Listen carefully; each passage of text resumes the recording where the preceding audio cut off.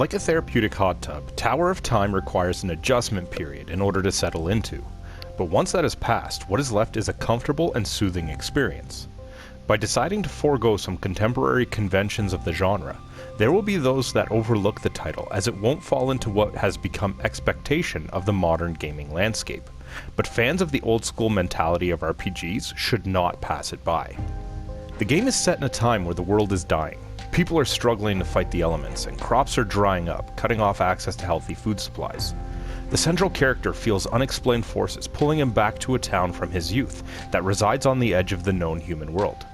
It is in this place, some 25 years prior, he fell into a ruin, only to be met by mysterious forces that caused those memories to lay dormant until a time that they would be needed. Now a decorated war leader, he returns with a few of his most loyal soldiers, who will form the basis of the game's starting party, only to discover that this ruin is in fact the base level of a tower that was seemingly flipped upside down and stabbed into the ground. Whatever magic power is maintaining this tower has also created an atmosphere within it conducive to life. In those dire times, unraveling the secrets to this unearthed structure might be the only beacon for human survival, and serves as the driving plot device for the game. While the story is not the most original, there is a ton of it. It is almost impossible to take more than a few steps without stumbling across something that can be interacted with in order to find a new lore item or journal entry. While there is some voice acting in the cutscenes, which are beautifully animated in a moving painting style, the majority of this game is text, and while much of it can be ignored, that would be a disservice. Exploration takes place on the various floors of the tower. One minute you might be solving a puzzle that involves turning a series of statues in order to gain access to a chest, and the next coming across a well that will begin a dialogue between your party members, discussing if throwing a stone into it and disrupting its solemn peace is a risk worthy of a possible reward. Nothing in the game's environment is just arbitrarily placed there, nor is it always of benefit.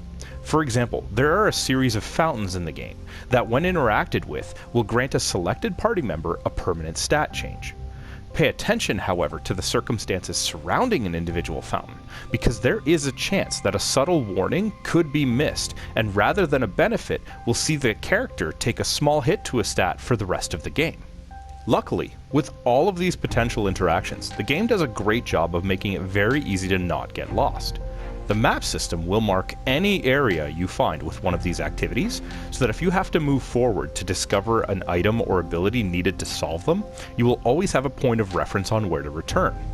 Since every floor of the tower also has a number of teleporters, which unlock upon your first visit to them, you do not become bogged down with a feeling of constant backtracking. All of your traversal will stir up the locals, and you will be thrown into combat with many foes of the fantasy persuasion. Everything from skeletons to ogres will try to hamper your delve further into this unknown structure. Battles begin by walking into an enemy avatar in the environment, or being ambushed and loading into a separate screen. Here you will begin combat in the middle of the field as enemies spawn in waves from a series of predetermined entry points. Every enemy defeated will increase a bar on the top of the screen, giving you information on how far away from victory you are, unless it's a boss fight. Then the bar is replaced with the enemy's health, and it ticks down as he takes damage instead. Victory or defeat will ultimately come from how you approach combat and which strategies you employ. Do you summon a familiar to defend a point that is bottlenecking enemies to you while raining down fire and arrows on them? Or do you imbue your fighters with elemental damaging and life-stealing properties in order to throw them right into the middle of the fray? There is no right answer, but fortunately there is a combat pause feature that will allow you to command individual units before putting your plan into motion. This way, you can think on the fly, or you can take as much time as you need to assess the entire battlefield and determine what is best to bring your party out alive. There is only one town that you can return to, no matter how far you descend into the tower, and it is the location that houses my biggest complaint with the game. First off, the town really is just an animated menu. It's not a problem that if you want to use the barracks or blacksmith, that you just click on them rather than moving an avatar into them. My issue is specifically in the Blacksmith Shop, and how crafting results in items with a random generation of stats. As you play through the game, you will find caches of gold on the ground, or as rewards for combat. However, you don't take this money to the shop to buy new weapons and armor. You actually can't buy items at all.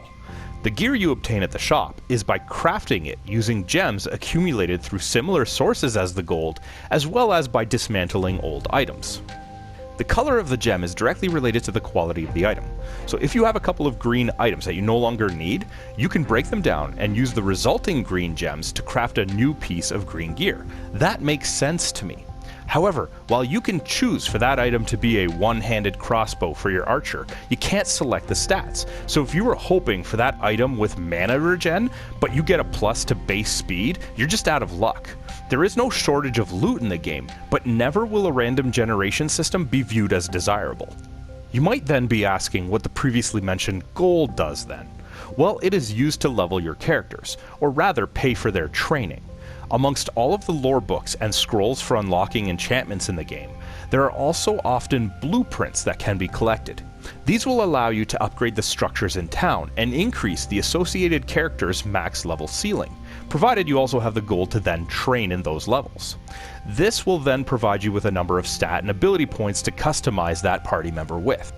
I can't begin to tell you how much customization is in this game, from selecting party members to the level up stat distribution, gear loadouts, enchantment selections, moral choices in dialogue, and the decisions on which environmental interactions to risk taking.